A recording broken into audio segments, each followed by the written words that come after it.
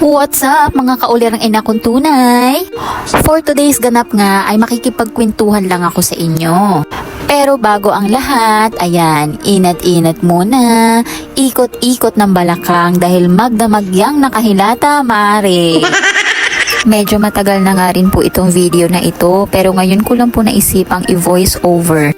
Noong una po kasi ay nahihiya pa po talaga ako. Pero dahil nga pinasok ko na to ang mundong ito at mahilig din naman ako mag video-video, abay pinush ko na po, mare. Sa isip-isip ko nga ay wala naman din sigurong masama kung papasukin ko ang mundo ng pagbablog. Basta ang importante ay hindi tayo nakakaapak ng buhay ng ibang tao. Kaya ngayon, araw-araw nyo na akong may scroll sa newsfeed nyo. Dahil ngayon, isa na akong ganap na full-time content creator, ma'am. Sa ayaw nyo man at sa gusto. Ganun. Alam nyo ba mga mare, ang beses ko munang pinag-isipan kung magre-resign ba ako o hindi. Nung mga time na yon, araw-araw ko din tinatanong si mister kung kaya niya ba, kung kaya ko rin ba. Pero sa huli, mas nangibabaw pa rin sa akin ang pagiging isang ina ko.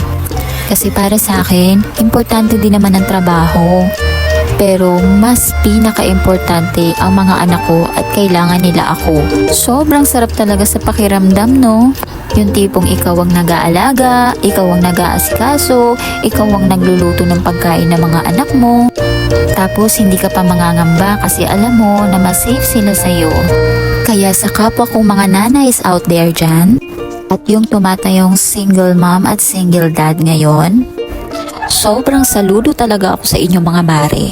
Kasi alam ko kahit gaano kahirap ang buhay, basta para sa anak ay go for the go talaga tayo mga ina. Kaya thank you Lord kasi binigyan niyo rin po ako ng isang asawang responsable at ibinibigay lahat ng pangangailangan naming mag-iina niya. Kaya sobrang thank you Lord.